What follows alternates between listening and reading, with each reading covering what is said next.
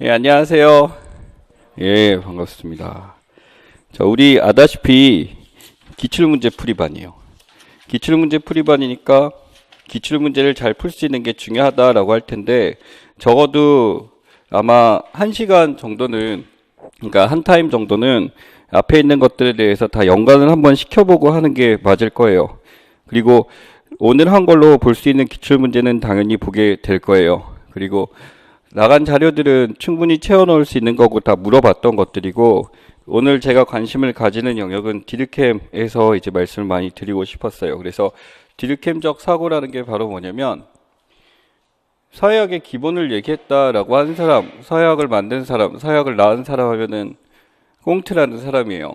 그러면 꽁트가 얘기했었던 사회학도 어느 정도 알 필요는 있을 거예요. 그게 어떤 거를 관점으로 해서 봐야 되는지, 그렇다면 그게 어떻게 출제가 될 건지에 대해서 한번 연관을 시켜보고, 이제 그것을 확장시켜서 확실하게 문제 영역까지, 우리가 정말 공부해야 되는 영역까지, 그리고 출제진들이 정말 관심 있는 영역은 그것이 이제 디르켐이 어떻게 발전시켰냐예요. 그럼 다음 시간은 뻔하지. 베버예요. 예, 베버는 그럼 이거 어떻게 발전시켰는지 거기에 대해서 지금 기억을 하시는 부분입니다. 그래서 맨 처음에 18페이지에 나 있는 사회학의 성격에서 사회학의 정의만 보시면 돼요. 요거 갖고 시작을 할 거예요. 사회학이란 사회 현상들을 과학적으로 이해하고 설명하려는 학문이다. 요거 누가 한 거예요? 꽁트가 한 짓이에요. 예. 꽁트가 한 짓인데 사실 꽁트는 여기서 설명까지만 얘기했을 거예요. 이해라는 단어는 후기에 이제 베버가 발효했느냐라고 했었는데, 사실은 이건 이해라는 단어는 쓰지 않았지만 디르켐이 여기까지 확장시킨 사람이고, 이해라는 거를 명확하게 잡은 사람이 베버예요. 근데 이해까지 해야 된다라고 강조를 하면서 사회학을 어떤 학문의 가치 있는 영역으로 발전시킨 사람이 디르켐이에요. 그럼 앞에 한번 써볼게요. 사실은 현상부터 나오면 안 돼요. 우리가 지금 살면서 맨 처음 만나게 되는 것부터 해야 될 텐데, 사람들이 무엇을 하냐면 행위를 할 거예요.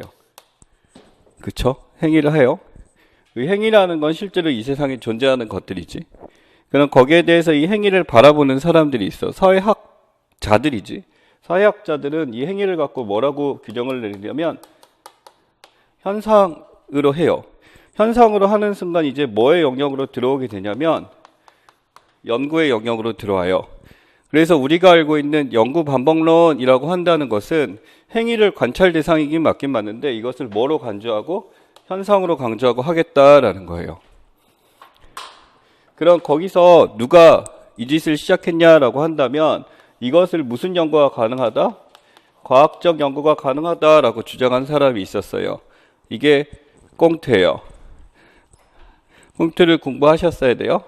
그럼 꽁트는 이게 과학적 연구가 가능하다 해서 우리가 사회문화 어떤 책을 봐도 맨 처음에 나와 있는 얘기가 바로 뭐냐면 이 현상에 대한 구분이에요.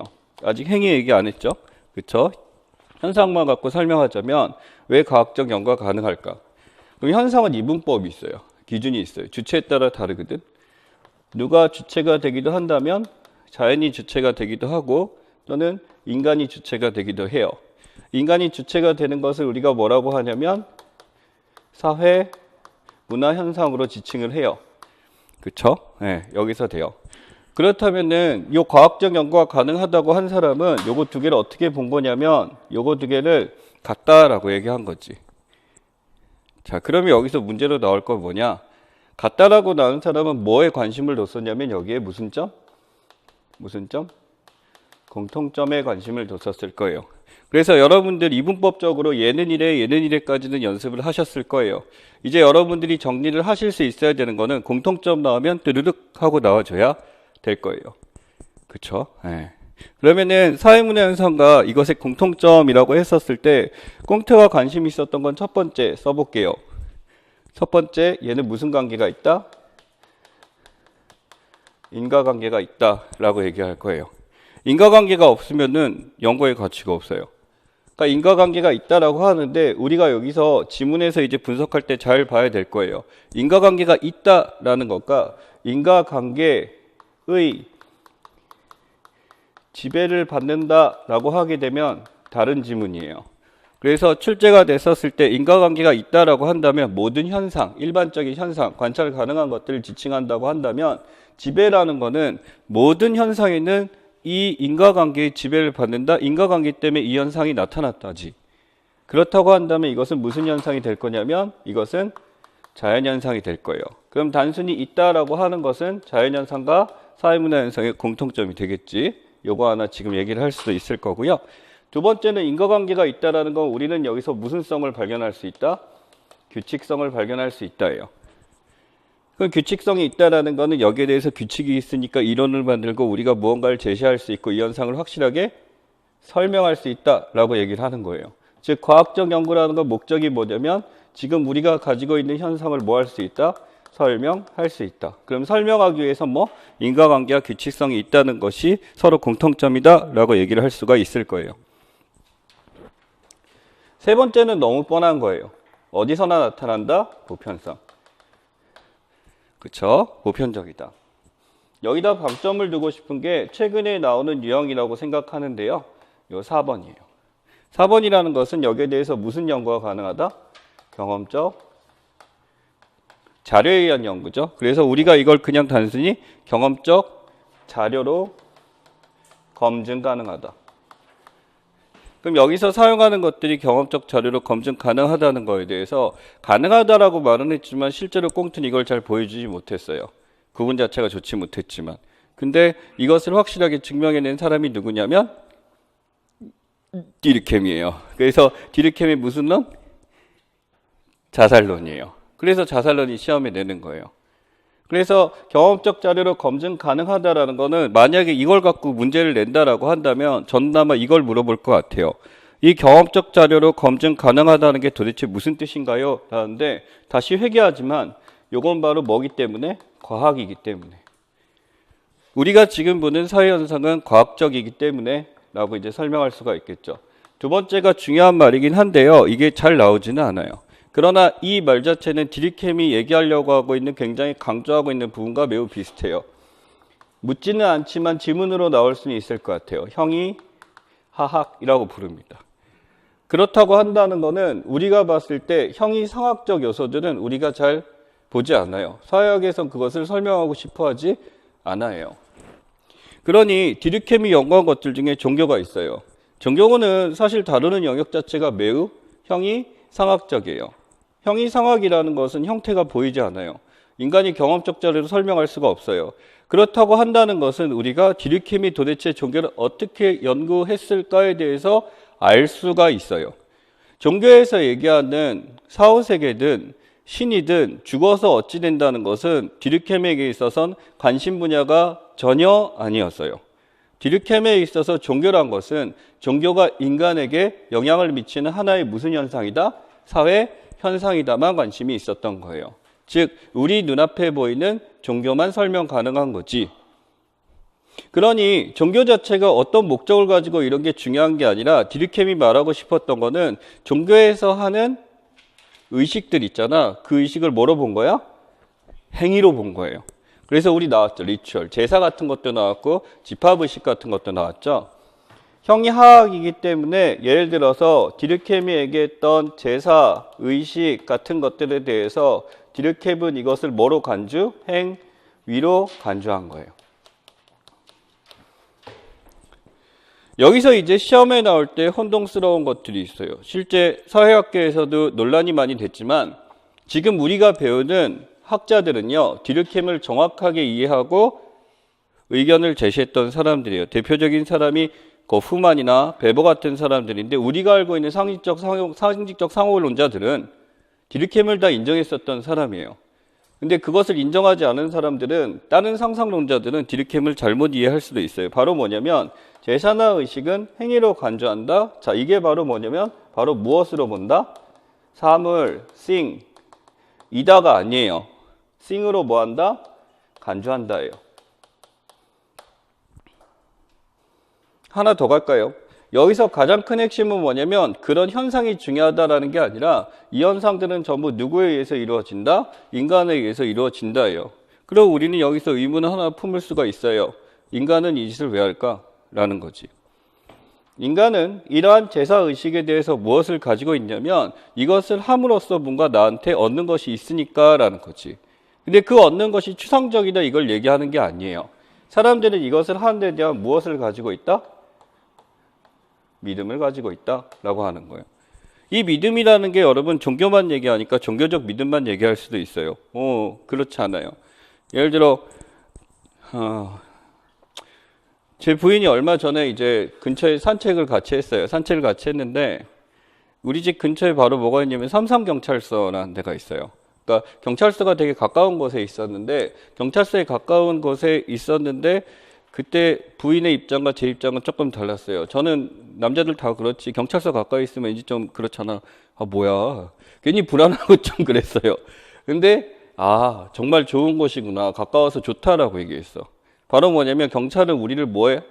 지켜주고 보호해주지. 근데 남자들은 뭐라면 통제를 한단 말이야. 왠지 우리가 술 먹고 놀러니까 이건 안 된다라고 보는 거지. 바로 뭐냐면 경찰서란 존재에 대해서 얘네들은 우리를 보호해준다라는 입장도 있고 우리를 통제한다라고 하는데 그냥 막 통제하는 거 아니야. 뭐에 의해서? 법과 제도에 의해서 통제해준다라는 거지. 이런 경찰서가 가까이 있으니까 제 부인 되게 좋아했어요. 좋아했다는 얘기는 이런 법과 제도가 가까이 있음으로써 우리는 보호받을 수 있어라는 뭐가 존재해? 믿음이란 게 존재해. 즉 믿음이란 건 단순히 이런 제사의식뿐만 아니라 우리 주변에 있는 모든 법과 규범에 대한 믿음들이에요. 즉 법과 제도가 사람들과 매우 가깝다라는 순간 인간들은 여기에 대해서 안정감을 느낀대요. 디르켐은 그 얘기를 했어요. 이걸 통해서 뭐 되니까? 통제되니까. 그럼 이렇게 해서 통제됨으로써 이 인간들은 무엇을 구성할 수가 있냐면 연대라는 것을 구성할 수가 있어요. 그러면은 이게 점점 사이가 멀어지기 시작해. 멀어진다는 것은 우리 주변에 법과 제도가 없는 것을 이야기해. 이걸 바로 뭐라고 부르냐면 점점 멀어진다, 우리하고 본다. 이게 아노미가 되는 거예요. 그래서 아노미는요, 우리가 알고 있을 때 지금 우리 주변에 우리를 지켜주는 법과 제도가 없다라는 것에 대해서 굉장히 두려워한다가 아노미라고 볼 수도 있어요. 근데 디르켐의 저술을 찾아보면 이것도 아노미지만 한 가지 더 있어요. 바로 뭐냐면 연대인데요. 연대라는 걸 지칭하는 것은 하나의 집단이잖아. 집단화가 이루어졌잖아. 그럼 이 집단 속에 내가 잘 녹아가야 돼. 무엇을 통해서? 법과 제도를 통해서. 근데 이 연대에 내가 속해 있지 못해. 법과 제도가 있음에도 내가 여기 속하지 못하고 연대에 어울리지 못해. 무엇을 느껴요? 소외를 느껴요. 이 소외에 관심을 둔 사람이 마르크스지만 오늘 디르켐만 얘기해 보죠. 이 소외를 하게 되면요.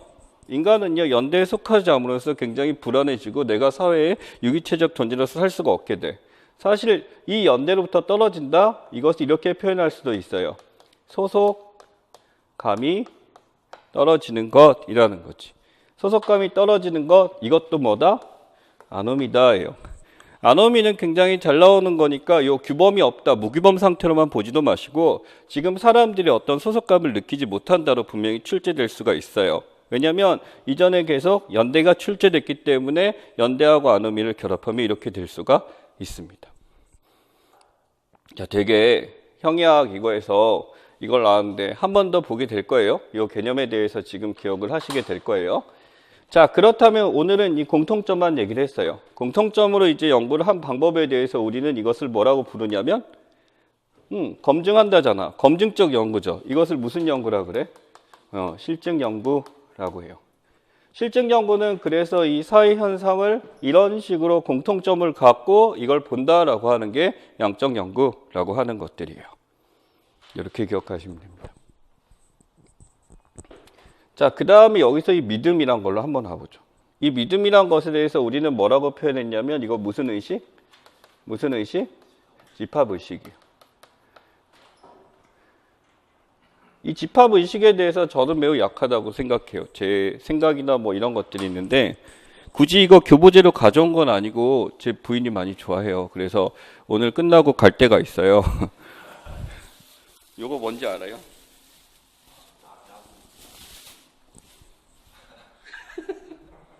네, 이제 노출이 됐죠? 이거 뭐죠? 이거 어디지?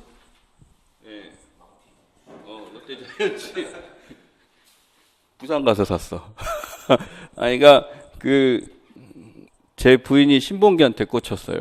다른 남자한테 꽂히는 거는 솔직히 남자 입장에서 별로라고 생각하겠지만 결혼하면 나보다 다른 남자한테 관심 있는 게 좀 편할 수도 있어요. 아무튼 그래서 근데 그 롯데가 처음엔 내가 좋아하는데 어느 순간 부인이 롯데를 엄청나게 믿기 시작해. 거기에 대해서 막 열광하기 시작해. 그 선수가 다치는 거에 대해서 막 화를 내고 라는 소리 한마디에 굉장히 희열감을 느껴 같이 모여서 어떤 그 순간에는 말을 해야 되고 그 말하고 외치는 게 하나의 뭐냐면 집합 의식 행위, 집합 표상 같은 거거든. 걔가 그런 행위를 했을 때 이렇게 느끼는 거. 즉 지금 제 부인은 롯데 특히 신봉기에 미쳐 있어요. 바로 뭐냐면 디리케미 얘기했던 연대감은 뭐냐면 믿음을 가지고 있다. 정확하게 얘기하자면 미쳐 있다. 조금 더 좋게 해석하자면 좋게 미쳐 있다예요. 나쁘게 미쳐 있는 게 아니에요. 그러니까 이 집단에 대한 좋게 미쳐 있는데 이 좋게 미쳐 있는 집단이 자기를 잘 챙겨주지 않아. 그게 뭐라고? 아노미예요. 아노미. 그러니까 아노미는 단순히 규범이 없다가 아니라 연대에서 소속되지 못하고 떠돌아다니는 것이라는 거지. 그렇지? 그래서 이러한 것들을 확실하게 증명하기 위해서 이런 아노미란 걸 확실하게 설명하기 위해서 사용했던 게 바로 뭐냐면 굉장히 다시 전화 돌아가면 자살에 대한 연구였어요. 자살에 대한 연구에서 이 사람은 뭐에 대해서 했냐면 어떤 사람이 갖고 있는 심리적 영향보다는 이 사람이 속해 있는 집단 또는 규범에 의해서라고 원인을 본 거지. 여러한 에서 이것을 만든다? 인과관계죠. 규칙성이죠. 이런 사회는 보편성이죠. 이것을 어떻게 경험적 자료로 연구를 하는 게 바로 자살론이라는 거죠. 그러면 우리가 자살론에 대해서 자살의 유형에 대해서 출제가 됐어요. 자살의 유형에 대해서 출제가 됐다고 한다면 그게 다시 나오진 않아요. 그럼 자살론에 대해서 이 자살론이 어떤 함의를 갖고 있고 어떤 의미가 있느냐에 대해서 우리는 생각할 필요가 있어요. 즉 집단이나 규범을 통해서 이렇게 됐었다라고 하는 것에 대해서 이것은 뭐에? 인과관계가 있고 규칙성을 있고 저 처음에 있는 제가 체크한 저걸 물어볼 수 있다라는 거지. 그걸 기억을 하시면 좋겠어요. 이러한 믿음을 통해서 우리는 무엇을 이룬다? 연대를 이룬다. 자, 연대의 속성을 또 가볼까요? 이게 바로 유기성이라고 하죠. 유기성. 근데 유기적 연대가 나타난 거 얼마 안 돼요. 그 전에 봤더니 뭐가 됐다 했더니 무슨 연대? 기계적 연대라는 것이 있었어요. 요거는 출제가 됐었죠. 여기서 바뀐 거에 대해서 분업도 나왔고 유기적 연대에 대한 성격도 나왔고 하게 되는데 요거는 이렇게 구분하시면 될 것 같아요. 자, 여기서 이제 중요한 게 뭐냐면 현대사회는 지금 이걸로 바뀌고 있기 때문에 디르켐은 당연히 여기가 출제가 되고 여기가 관심이 맞고 해야 돼요. 이거는 스펜서보다 한 단계 뛰어났던 연구이기 때문에 당연히 이게 출제가 될 거예요. 이 기계적 연대는 뭐냐면 바로 뭘 가지고 있냐면 인간들이 어떤 선택한 게 아니야. 태어나면서 그 직업을 가지고 그 사회에 속하고 하게 되면서 나는 어떤 선택적 의지 없이 그냥 거기에 있는 연대에 맞춰 살아야 돼라는 거지. 바로 뭐냐면 이 두 개의 요소는 선택이에요. 선택이라는 거는 개인의 의지죠. 개인의 의지에 있어서 기계적 연대는 딱히 없었어요. 즉 여기서는 뭐에 의거해서 나타나냐면 선천적이었을 거예요. 근데 유기적 연대는 바로 뭐냐면은 사람들의 직업이 매우 달라요. 그래서 유기적 연대라고 하면 현대사회인데 현대사회 사람들 보면 연대가 되게 없어 보이기도 해. 연대가 되게 없어 보이기도 하지만은 이 사람들이 도대체 어떻게 뭉쳐져 있는 거지라고 한다면은 사람들은 뭐가 있는 거야? 이것이 연대를 이루고 우리를 잘 챙겨주고 있으라는 뭐가 있어? 믿음이 있는 거지. 그 믿음을 가지고 어떻게 후천적으로 이것을 연대를 맺고 있는 거지. 즉 그 후천적 믿음이라는 거. 이 후천적 믿음이라는 게 바로 우리가 알고 있는 집합 의식이라는 게 된 거예요. 예전에 병원 같은 경우는 의사 혼자 다 있잖아. 간호사 없었잖아. 옛날 한의사나 이렇게 보면. 근데 어느 순간 뭐가 생겨? 간호사가 생겨가고 지금 행정 직원도 있고 청소부도 있고 조무사도 있고 여러 가지 존재들이 나타나죠. 끊임없이 분화되기 시작해요. 그 분화의 특징이 바로 이 유기적 연대가 갖고 있는 속성이죠. 그럼 분화라고 한다면 기계적 통제라는 사람들이 뭐해? 전부 다 직업들이 동질하지. 그래서 이 동질적이라는 성격에서 이 분화가 된 속성이 이질적이라는 단어를 쓰게 된 거예요. 그러나 이질적이 됨에도 불구하고 사람들은 개인적으로 믿음을 가지고 후천적으로 이걸 집합의식을 갖고 살아나간다라고 한 게 디르켐의 스토리예요. 그래서 디르켐에서 묻게 됐을 때 지금 이걸 물었어. 이거 우리 물었잖아. 그럼 그 다음 단계는 뭐야? 여기에 대한 해석인 요 개념 차이나 또는 집합의식에 대해서 출제를 할 거예요. 요거는 사회에 어떤 걸 갖다 놔도 설명하기가 참 좋을 거예요. 근데 이러한 믿음이나 후천적이 잘 생겨나면 좋을 텐데 잘 안 생겨나지. 그게 뭐야? 다시 한번. 아놈이야. 아놈이기 때문에 이것을 잘 아우를 수 있는 게 필요하겠다라고 해서 디르켐이 한 짓이 무슨 연구를 시작한 거야? 그래서 종교 연구야. 이러한 믿음에 대해서 정확하게 밝히기 위해서 종교 연구, 이거 바이라고 써야 되겠네요. 그렇죠? 종교 연구를 통해서 이걸 밝혀내려고 하는 거야. 종교를 하나의 사회적인 사물로 바라보고 행위로 바라보고 그렇게 됐었던 거죠. 이거 오케이. 자, 행위입니다. 행위에 대해서 사람들은 이것을 바라보는 관점이 있을 거예요. 이 행위에 대해서 관점이라고 써볼게요. 이 관점이란 거에 대해서 이 행위가 도대체 어떻게 촉발된 것인가라는 거지. 디르켐은 지금 여기서 하나 느낌이 하나 있을 거야. 여기 보면 뭐라고 나와 있냐면 개인 의지에 대한 선택이 분명히 있다라고 얘기한 거야. 그래서 디르켐을 잘 읽다 보면 이거 완벽한 것이 아닌 것 같은데지. 근데 그 사람이 해왔던 수많은 연구 저작들이 어떤 거야?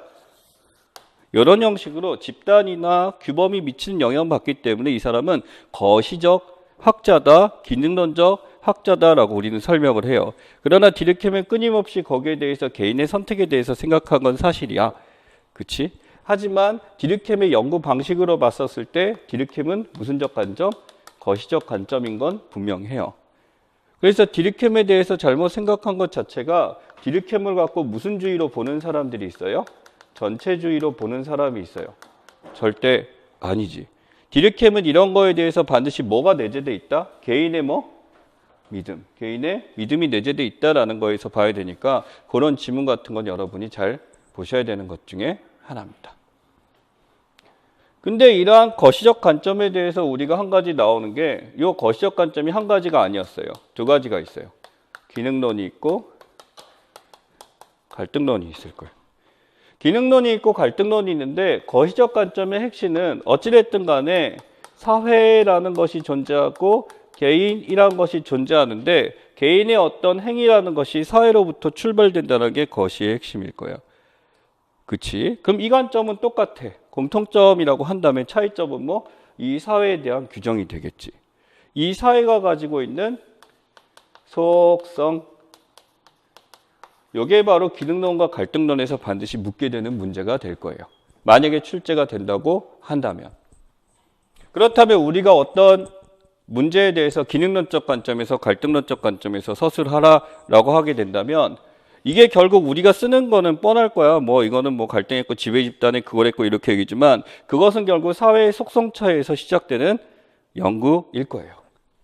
그래서 여기서 이제 출제가 됐을 때 많이 나오는 단어가 바로 이거예요. 자, 불가피. 피할 수 없다지. 불가피하다. 절대 피할 수 없다라고 딱 내려버렸어. 우리 이거 뭐라고 부르냐면 전제라고 불러요. 제가 지금 여기 낸 거는 기능론의 한계에 대해서만 그렇게 제시를 했습니다만 기능론의 한계뿐만 아니라 이 기능론에 대해서 설명하는 게 불가피하다라고 제언을 했다라고 한다면 무엇이 불가피한 거니? 그것은 우리의 약속이야 라고 하는 거지. 가장 많이 싸웠던 게 이거예요. 첫 번째 뭐? 갈등이에요. 갈등은 불가피한 거니? 라고 설명했었을 때 이게 불가피하다 아니다에서 나오는 사람이 바로 누구냐면 얘는 불가피해. 갈등은 바로 뭐의 속성이냐면 사회가 가진 근본 속성이라고 제시한 사람이 있어요. 그게 누구? 갈등론의 특징이 되겠지. 근데 사회는 갈등이란 거에서 근본 속성이 아니야. 서로 유기적 연대를 이루고 함께 보이는 게 기본적 속성이야 라고 한 게 디르켐이잖아. 그러니까 이게 또 다른 것 중에 하나죠. 또 사회가 같은 근본 속성에 갈등이 있다라고 했는데 이게 언제든지 바뀐다라고 얘기하는 사람이 있어. 자, 그래서 갈등론은 이걸 강조하죠. 이러한 갈등이란 건 불가피한 것이 아니라 끊임없이 변화하니까 변동이란 단어를 쓰는 거지. 자, 이건 쉬워요. 제가 또 여기서 신경 써야 될 게 출제가 될 만하다고 보는 게 이거 같아요. 흰색으로 써볼게요. 얘요.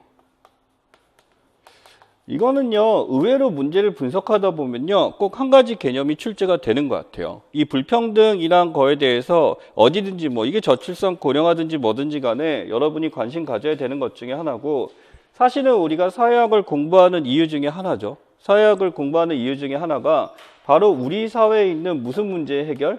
사회 문제의 해결이야. 사회 문제 해결해서 더 좋은 사회, 바람직한 사회를 만들어 보자가 목적이기 때문에, 그렇다면 이 사회 문제, 현상 중에서도 우리는 사회 문제점, 바람직하지 않은 것에 대한 연구가 가장 많아요. 그럼 이 사회 문제의 근본적 속성이 갈등이냐 변동이냐, 이건 기능론과 갈등론이 첨예하게 대립하죠. 근데 이 사회 문제에 대해서 가장 많이 나타나는 현상이 바로 이 불평등 현상이고, 이 불평등 현상에 대해서 갈등과 기능론은 첨예하게 대립하고 있습니다. 근데 갈등론은 이렇게 얘기하죠. 갈등론을 여기서 잘 안 갖다 쓰는 이유. 갈등론은요, 그냥 이 불평등이란 게 무조건 나쁜 거고 그것은 없어질 수 있다라고 얘기를 해버려요. 근데 이 불평등을 사회에는 항상 존재하고 있고, 이 항상 존재하고 있는 것에 대해서 이것이 어떻게 보면 우리한테 도움되는 것이 아닐까라고 생각한 게 있어요. 이게 누구냐면 기능론이에요. 즉 이것을 불가피하다고 강조하는 존재는요, 갈등이 아니라 기능이에요. 그래서 불평등 문제에 대해서 연구가 더 활발한 것은 사실은 갈등론 쪽과는 기능이다. 얘네들은요, 이 불평등한 것에 대해서 연구를 그렇게 하지 않아요. 이것은 뭐기 때문에? 사회 자체가, 속성 자체가 그렇기 때문이다. 그러니까 제도나 법 자체를 없애면 돼 라고 얘기를 한다면, 이 불평등에 대해서 어떤 불평등은 없어져야 되고 어떤 불평등은 완화해야 되고 어떤 불평등은 이렇게 바꿔야 돼 라고 하게 되면서, 불평등이 과연 무조건 나쁜 거에서 다양한 연구를 한 입장은 바로 기능론이에요. 불평등이 가지고 있는 거에 대해서 이 기능론 입장에서 살펴본다라고 한다면, 기능론 애들은 여기에 대해서 분명히 필요한 것들이다라고 얘기를 할 거예요. 바로 뭐냐면 이것이 뭐 때문에? 사회 분화 과정에서 뭐 하기 때문에? 필연적이기 때문에. 사회가 분화되면서 필연적이다라고 하는 거는 분배 자체가 똑같을 수가 없다라는 거지. 사람마다 하는 역할이 다르고 이러니까. 이거 누가 얘기했어? 역시 디르켐이에요. 그러니까 디르켐이 얘기한 거에 대해서 지금 현사에서 사람들이 연대를 잘 못 이루는 이유가 불평등인데, 이것이 사람들이 필요하는 걸 믿는다면 아노미가 안 일어날 거야. 왜? 그 연대에 대해서 참고 살아갈 거니까. 근데 그 불평등에 대해서 너무 심화되거나 이 불평등을 사람들이 잘 받아들이지 못한다고 한다면 어떻게 돼? 문제가 발생해. 그게 뭐 아노미적 상황이야. 그래서 이러한 사회 분화 과정에서 이것은 필연적이라고 했어. 100% 나타날 수밖에 없고 우리 사회에 항상 상존하는 거야 라고 하는 게 기능론이에요. 그래서 이 불평등이라는 건 어느 상황에서 나타나는 거다? 사회 분화 과정에서. 디르켐 뭐라고 표현했어? 사회 분업론에서 얘기를 한 거예요. 분업이라는 것은 불평등을 반드시 야기할 수밖에 없다. 왜? 사람들이 갖고 있는 직업이나 기능이나 중요성은 다 다르기 때문에 라는 거죠. 사회에 대한 기여도도 다르기 때문에 라는 거죠. 결국 여기서 나타나는 무슨 문제? 차등 분배. 그래서 이 불평등이라는 단어에 가지고 있는 부정적 속성 때문에 이 단어보다는 뭐라고 써요? 차등 분배라는 말을 쓰고, 이것은 기능론의 필수적 속성이다. 왜? 분업을 하니까 라고 표현하는 거지.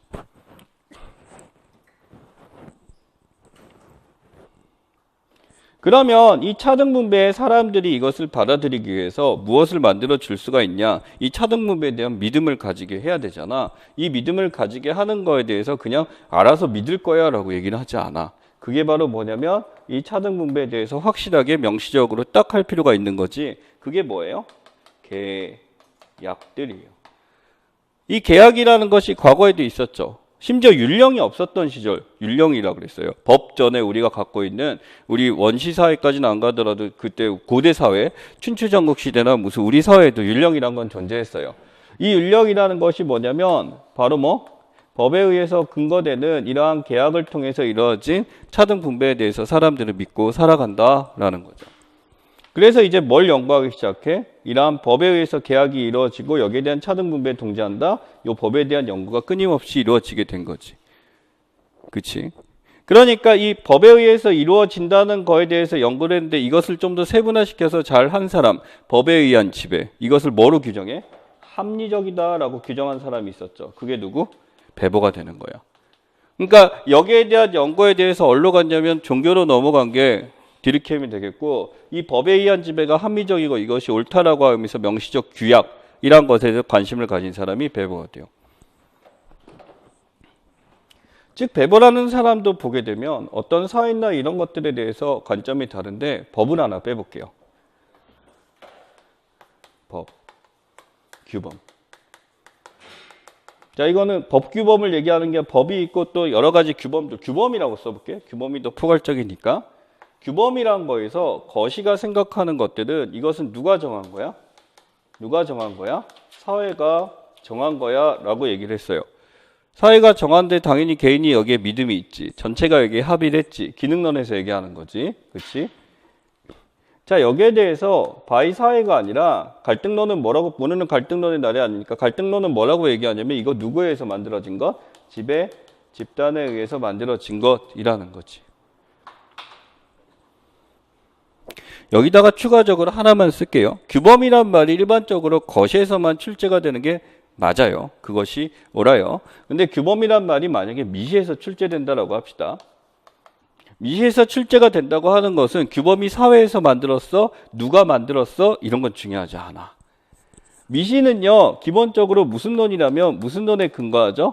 명목론에 근거하잖아. 명목론에 근거하니까 규범이 누구에서 만들어졌고 제도에서 만들어지냐 따위는 신경 쓰지 않아. 어찌됐든 개인이 이 규범에 대해서 바로 뭐 해야 되냐면 지속적으로 이 개인이 여기에 동조할 때 규범은 존재한다라고 해요. 즉 이 사람들은 규범이 가진 역할을 강조하는 게 아니라 규범의 존재에 있는 개인이 지속적으로 여기에 동조할 때, 개인이 여기에 대해서 할 때라고 표현하는 거지. 그럼 어떤 사람은 규범을 뭐 하기도 해? 난 안 지킬래. 어떤 사람은 지킬래라고 하니까 사람들이 거기에 대해서 관심 있는 사람도 있고 없는 사람도 있는 거지. 어찌됐든 관심 있는 사람이 많았을 때 규범이 존재하는 거지, 규범이 어떻게 통제하고 사회를 어떻게 만들어나가고 이게 중요하지 않아. 다시 말해서 이것과 이 개인들이라는 의미하는 완벽한 차이가 존재하는 거죠. 그래서 이 규범을 어떻게 해석했냐에 따라서 여러분은 누구 관점인지 거기서 구분을 할 필요가 있습니다.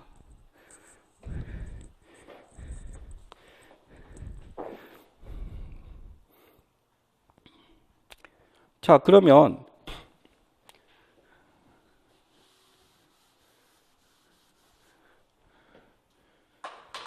이 두 개의 속성을 한번 그어볼게요. 여기서 어떤 단어가 나오냐면 우리 사회 현상에 대한 연구 태도라는 거 있었죠.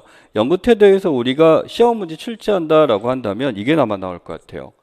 바로 뭐냐면 두 가지, 객관이란 것과 상대주의적, 이거 말고 뭐 있죠? 성찰도 있었죠. 성찰도 있었고 또 뭐가 있지? 개방적 태도 있었지. 근데 개방적 태도는 잘 생각해봐.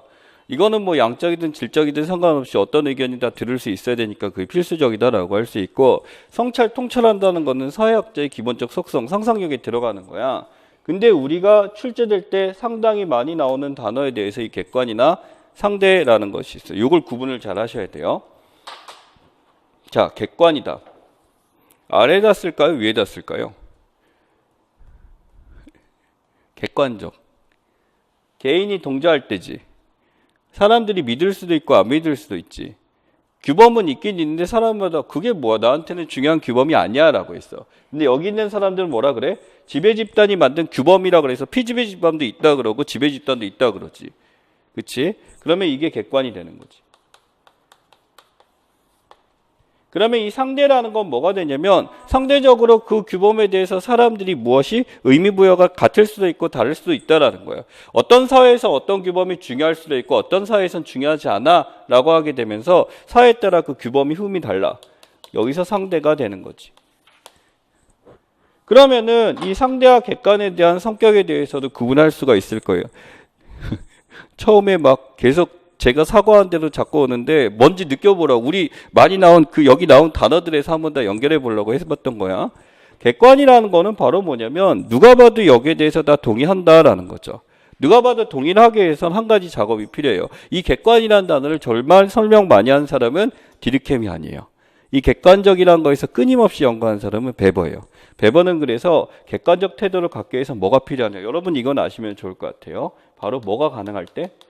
사실과 가치가 분리 가능할 때 우리는 객관적 태도를 할 수 있다라는 거지.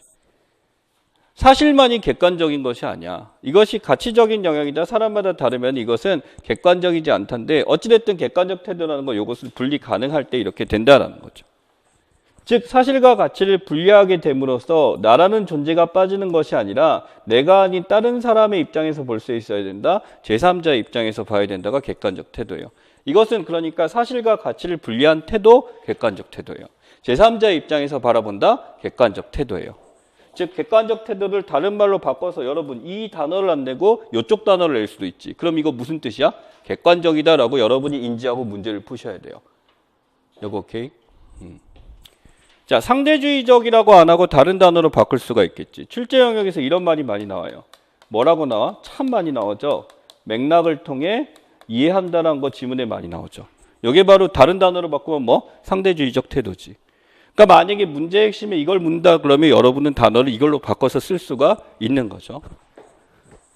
여기다가 지금 사회문화 이제 2015 교육과정 바뀐 것들 교과서 보면서 했는데 여기서 이상한 단어가 나왔는데 사실은 우리도 책을 읽으면서 나오는 것 중에 하나예요.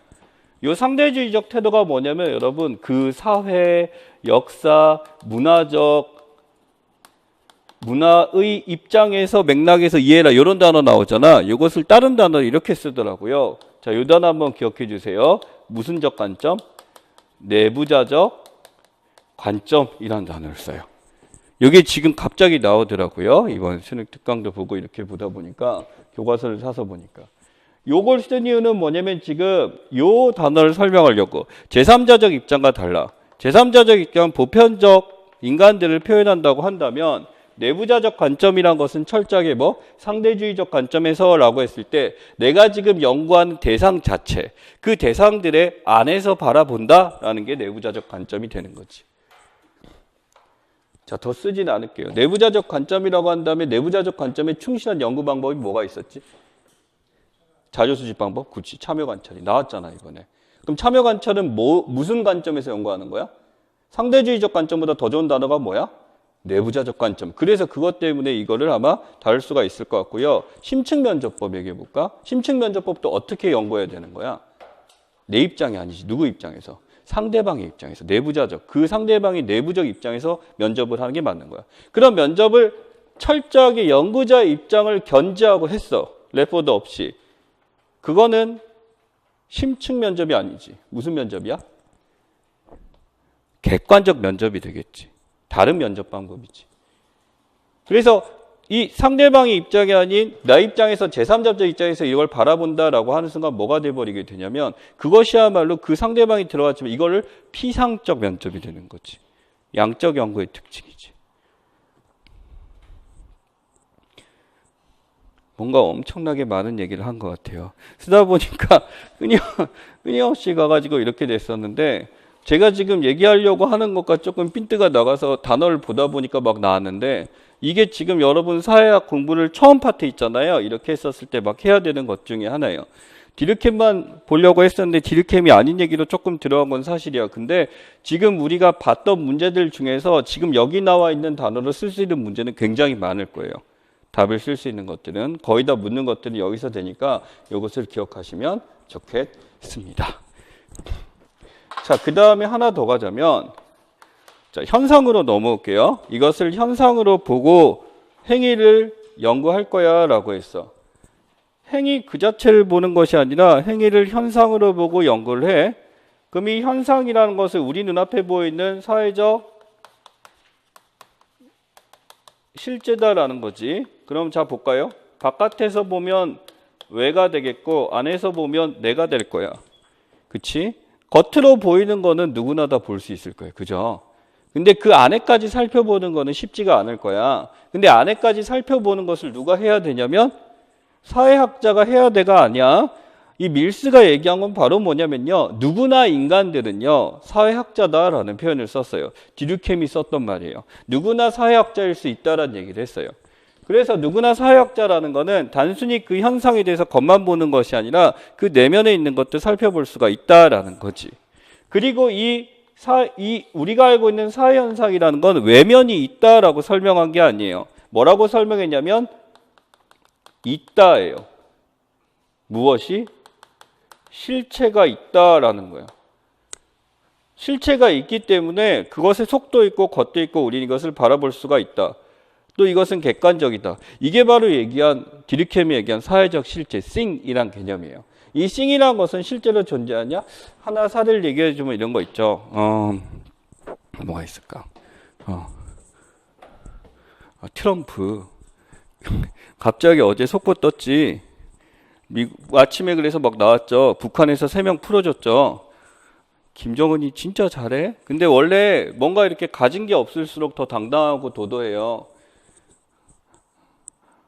근데 저는 안 당당한데 그렇다고 가진 게 있는 건 아니에요. 근데 그 트럼프를 보게 되면 대단하죠. 이 트럼프라는 걸 보게 됐을 때 트럼프가 가지고 있는 어떤 성질이라고 했어요. 트럼프의 성질이라고 했었을 때 이 트럼프가 표출하고 있는 모습이 있고, 자, 이게 두 가지가 있어. 우리가 트럼프가 하고 있는 행동을 통해서 그 성질을 유추한단 말이야. 그치? 그 성질을 유추해. 근데 여기다 이거 써볼게. 이게 본성에서 기인했다라는 것과 그 성질을 가지고 있는 거에 대해서 그 사람의 성격이라고 썼어. 우리가 그런 얘기 했잖아. 이 성격이라는 게 원래 본성, 그 사람이 선천적으로 갖고 있는 거다라고 연구를 하는 게 어느 쪽 영역이냐면 이게 심리가 된다. 근데 이 성격이라는 게 뭐에 의해서? 사회화를 통해서 이렇게 형성됐다라고 보는 게 우리 어디? 우리 쪽이야. 그럼 사회화를 통해서 이것을 만들어냈다라는 것은 그 원인, 인과관계를 밝혀낼 수가 있는 거잖아. 그렇다 보니까 이게 사회학적 영역이 되는 거야. 그럼 성격이 눈에 보여요? 안 보이잖아. 안 보이는데 우리는 뭐라 그래? 있다라고 하는 거지. 그것이 바로 뭐냐면은 겉으로 우리가 볼 수가 있다. 이것을 뭐라고 표현해? 외재적이라고 이제 표현하는 거예요. 근데 이 본성이라는 것은 외재되는 것이 아니에요. 그 사람의 내면 속에 깊은 곳에 그렇게 존재하는 거기 때문에 우리는 그걸 밝혀내지 못하는데 이 본성이라는 것이 어디에서 출발해라고 끊임없이 밝혀낸 애들이 누구? 심리학 애들이에요. 그러니까 심리학 애들이 갖고 있는 것은 이것의 근원이니까 그래서 사회학과 심리학이 이렇게 약간은 좀 다른 거예요. 걔네가 밝혀내는 것은 사실 실체가 있지 않다. 형이 상학이다라고 보는 게 우리 사회학의 입장이고 심리학은 아니야. 우리 이거 밝혀내고 과학적으로 할 수 있어 라고 하는 거지. 그럼 우리 책에서 심리학을 안 쓰냐? 우리 책에서 쓰는 심리학자 누가 있죠?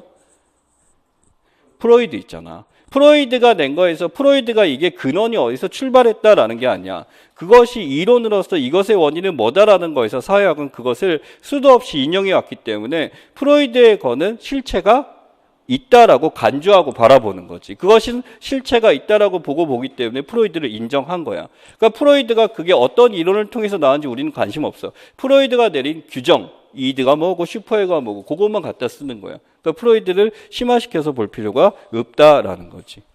그것만 기억하시면 돼. 또 오이디푸스 컴플렉스 같은 거 있잖아. 오이디푸스 컴플렉스 같은 게 이거 선천적이야, 후천적이야? 모든 사람이 갖고 있어? 후천적이라고 얘기할 수 있는데 어떻게 보면 누구나 아이가 성장할 때 그렇게 갖게 되는 거잖아. 남자니까 성장하면서 아빠가 있는 애는 다 갖게 된다 하는 거니까 그게 본성에서 이렇게 된다라고 보는 게 그쪽 입장이고 오이디푸스 컴플렉스는 사회적으로 만들어진 거다라는 게 우리 쪽 입장인 거야. 이 사람 갑자기 떠올라요. 보부아르라는 사람 있죠? 보부아르. 여성이란 거에 대해서 이 사람은 뭐 된 것? 만들어진 것이라고 얘기를 했죠. 우리가 여성이라고 하는 존재들은요. 사회에서 만들어진 거, 여성이 치마를 입고 여성이 머리를 기르고 이렇게 행동하고 하는 그 모든 것들은 사실은 뭐한 거? 만들어진 거. 보부아르 무슨 학자야? 사회학자인 거. 여자가 태어나면서 그렇게 여성이 된 게 아니야. 우리가 알고 있는 여자들은 전부 사회에서 만들어진 것들이다 라고 얘기를 하는 사람이지. 그러니까 이 사람은 사회학자로 보는 거죠. 그렇게 되는 거. 어찌됐든 간에 보부아르가 이렇게 얘기할 수 있는 거는 뭐였을까? 사람들은 그냥 여성은 이렇게 살아왔고 여성은 태어나면서 이래 선천적인 것들에만 관심을 가졌을까? 여자는 원래 그런 존재야 라고 생각했을 거야. 보부아르는 그렇지 않았어. 사회라는 요소를 보면서 그렇게 여성이 만들어진다는 거 알았어. 보부아르가 이게 가능했던 거는 여성이 가지고 있는 속성들이 과연 여성의 내재적인 것들인가? 그렇지 않다. 그 원인들이 존재했을 거야 라고 하는 거지. 보부알은 바로 이것을 통해서 무엇을 발휘했다라고 할 수 있냐면 이것이 있다라는 거에서 그 내면을 꿰뚫어 본 거야. 이게 바로 무슨 능력? 사회학적 상상력을 발휘했다라고 할 수가 있어요. 그래서 우리는 이런 표현 쓰잖아. 보부아르란 존재는 여성에 대한 엄청난 무엇을 발휘했다? 통찰력을 발휘했다라는 표현을 쓸 수가 있어요. 남들과는 다른 의견을 꺼냄으로써. 그렇지? 그게 바로 이 사람에 있어서 우리 사회학적인 일상에서 보자면 엄청난 사회학적 상상력이지. 저에게 어떻게 나왔을까? 과거 원시시대 여성부터 그런 무슨적 상상력, 쭉 위에서부터 이렇게 흐름을 보는 거, 무슨적 상상력, 역사적 상상력으로 처음에 논문을 썼겠지. 그리고 각 지역에 있는 동양과 서양과 자기 주변에 있는 모든 사람들을 살펴봤겠지. 무슨 상상력? 인류학적 상상력이지. 그래서 요 두 개를 결합해가지고 지금의 우리가 갖고 있는 것은 어떻게 만들어진 거야를 과거, 현재, 그리고 A지역, B지역 이런 것을 이제 함께 무엇을 해보냐면 처음에 무엇을 해봅니까? 비교해 봅니다. 비교해서 지금 이것은 어떻게 만들었냐? 판단해 봅니다. 이 비교 판단에서 만들어진 게 무슨 상상력? 비판적 상상력. 결국 우리가 알고 있는 이 두 가지를 통해서 자료를 얻고 이것을 통해서 우리가 통찰해내는 비판적 상상력을 통해서 우리는 사회학의 연구들이 만들어집니다라고 한 게 앤서니 기든스의 비판적 상상력이죠. 그래서 이 비판적 상상력이란 건 결국 우리가 사회 현상이란 건 단편적으로 봐서는 안 된다라고 하는 거지. A라는 현상에 대해서 이 A의 이전, 그렇죠? A의 이전, 프리-A가 있을 것이고 또 A와 유사한 A-가 주변에 있을 것이고 이 모든 것을 한꺼번에 같이 봐야 된다지. 요게 어떻게 변화됐을까? 요게 어떻게 변화됐을까? 끊임없이 무엇을 봐야 돼? 전체를 볼 수 있는 능력이 있어야 돼. 전체를 통과를 할 수 있어야 돼. 이 전체를 통과하는 능력. 총체성이지. 그치? 이 총체를 바라볼 수 있는 능력이 사회학적 상상력에서 반드시 가지고 있는 거죠. 그럼 사회학적 상상력에서 이 사회에서 강조되는 게 제가 보기에는 요 총체성에 대해서도 물어볼 수가 있을 거예요. 전체를 한꺼번에 아우를 수 있는 능력. 제가 지금 화살표를 이것저것 했지만 이 화살표가 서로 연관이 있고 이렇게 연결하잖아. 이게 전체성, 총체성이거든요. 요것을 이제 한꺼번에 연결시킬 수 있는 능력. 이게 바로 사회학적 상상력을 통한 사회학의 연구입니다.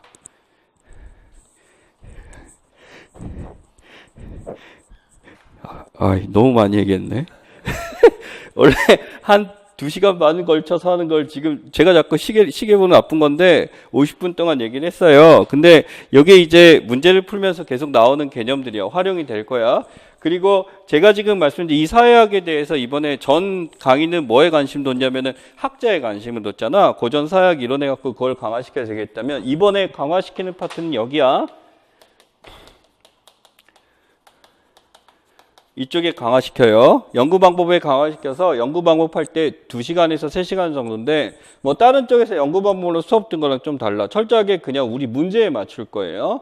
그래서 어떤 단어들이 나와서 그 개념의 메타적 의미야, 그게 출제는 어떻게 된 것과 만약에 묻는다면 이거 나온 것과에 대해서 정확하게 할 생각이에요. 그게 아마 요번에 관건이 될 것 같습니다. 그리고 기출문제도 이쪽 파트에서 좀 분석을 많이 하게 되겠죠. 그걸 얘기하고 싶어요. 오늘은 처음에는 우리 강의 같은 어떻게 된다라는 것보다 이런 식으로 이제 구조화시켜서 볼 수 있다는 걸 보여주는 거야.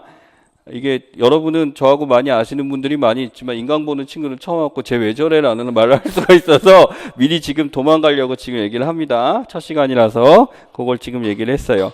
잠시만 쉬었다가 이어서 할 거고요. 그 다음에 이제 줬던 프린트에 대해서 대충 잡아보세요. 틀을 한번 잡아보시고 이렇게 될 거고 기출문제 보면서 이제 이 내용을 정리를 할 거고요. 그 다음에 줬던 문제들 한번 확인해 보도록 하겠습니다. 그리고 하나 더 가자면 이후 이제 다음 주부터는 내용이 나갔잖아. 풀었던 기출문제에 대해서 이제 응용을 해보고 변환해서 그게 과제로 줄 거예요. 과제로 주게 되면서 그거 이제 처음에 여러분 있잖아요. 우리 5, 6월 달 같은 경우는 이제 기출문제 분석이잖아. 그럼 기출문제 그 자체 에서 관심을 두니까 기출문제 지문 자체, 그 다음에 답을 어떻게 쓰냐 이러려고 한다면 연습 문제는 뭐가 되냐면 이제 그 내용 빵꾸가 될 거예요. 5, 6월 달은. 그럼 7, 8월 달은 실제 써보는 거는 이제 7, 8월 달에 대해서 다른 응용 문제도 나오고 이런 식으로 구성을 할 겁니다. 조금 이따가 봅시다.